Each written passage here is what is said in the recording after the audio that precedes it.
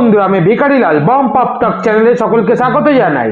সম্প্রতি স্যান Diego কমিকনে marble studio Avengers 5 এর নতুন টাইটেল রিভিল করেছে, যা হতে চলেছে অ্যাভেঞ্জার্স ডুমসডে, যাতে মেন ভিলেন হবে ডক্টর ডুম।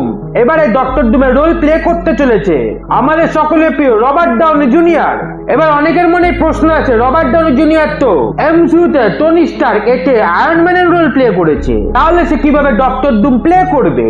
এই ভিডিওটিতে আমি আরডিজে কিভাবে ডক্টর ডুম প্লে করবে সেই সব সম্ভাবনা নিয়ে আলোচনা করব। প্রথমেই আলোচনা করা যাক সবচেয়ে কম পসিবল সম্ভাবনা নিয়ে। অ্যাভেঞ্জার্স ডুমসডে মুভিতে ডক্টর ডুমের ফেস দেখানো হবে না।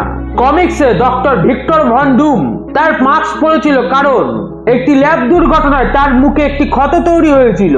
যদিও পরবর্তীতে কমিক্সে রেডকন করে বলা হয় ভিক্টরের মুখের ক্ষত তেমন গুরুতর ছিল না, কিন্তু যখন তার মাস্ক তাকে পরানো হচ্ছিল তখন তা একদম গরম অবস্থায় তার মুখে বসিয়ে দেওয়া হয়, ফলে ভিক্টরের মুখ পুরোপুরি বিকৃত হয়ে যায়। পরবর্তীতে ভিক্টর তার দেশ লাটভেরিয়াতে অভ্যুত্থান ঘটিয়ে সে দেশে একনায়কতন্ত্রী শাসক হয়ে ওঠে ডক্টর ডুম। কমিক্সে ডক্টর ডুমের মুখ রেয়ারলি দেখা যায় কারণ তার মাস্ক আইকনিক হয়ে ওঠে, তার মাস্ক ভিলেনির প্রতীক হয়ে ওঠে, তা বড় বড় সুপার পাওয়ার্ড প্রতিপক্ষের মনে ভয় ধরাতে সক্ষম। ঠিক ব্যাটম্যানের মতোই তার মুখোশটাই হয়ে ওঠে তার মুখ, তার মুখশ্রী হয়ে যায় গণ্য। অ্যাভেঞ্জার্স ডুমসডে মুভিতে ঠিক এমনটাই হতে পারে, অর্থাৎ আরডিজে খালি ডক্টর ডুমের চরিত্রকে শুধুমাত্র তার পাওয়ারফুল ভয়েস দিল, যা আরডিজের মতো অস্কার বিজেতা অভিনেতা অনায়াসেই করতে পারবে। তবে এর চান্স কম, কারণ মার্বেল স্টুডিওস যখন আরডিজিকে কাস্ট করে তখন সে সর্বোচ্চ চেষ্টা করবে তার ফেসকে মার্কেট করে যত বেশি সম্ভব দর্শকদের হলে টানতে। এবার দ্বিতীয় সম্ভাবনা নিয়ে আলোচনা করা যাক।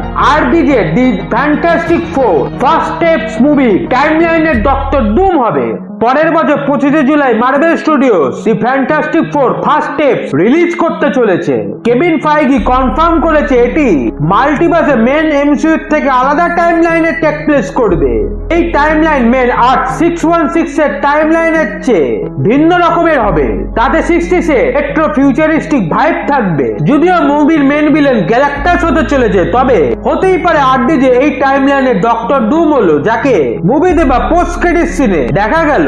এবার ডেডপুল আর উলভারিন মুভিতে এস্টাবলিশড হয়েছে যে দুটি ভিন্ন টাইমলাইনে দুটি ভিন্ন চরিত্র একই রকম দেখতে হতে পারে। যেমন অভিনেতা ক্রিস ইভান্স মার্বেল মাল্টিভার্সে ক্যাপ্টেন আমেরিকা এবং হিউম্যান টর্চ এই দুই ভূমিকাতেই অভিনয় করেছে, ঠিক তেমনটা আরডিজের বেলাতে হতেই পারে।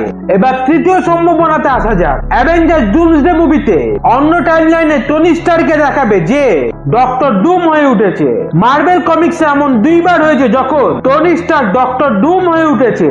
প্রথমবার মার্বেলের 2001 এক্সাইল স্টোরি লাইনে প্রথমবার এমনটা হতে দেখা গেছিল, যেখানে হিউম্যান ও মিউটেন্টের যুদ্ধের মধ্যে এক ইভিল টনি স্টার্ক ভিক্টরকে মেরে নিজে ডক্টর ডুম হয়ে ওঠে। দ্বিতীয়বার 2011 মার্বেলের একটি হোয়াট ইফ কমিক্সে এমনটা হয়েছিল, যেখানে কলেজ লাইফে ভিক্টর ও টনি হোস্টেলে একই রুমে থাকতো এবং ভিক্টর টনির সাথে তার ব্রেন সুইপ করে।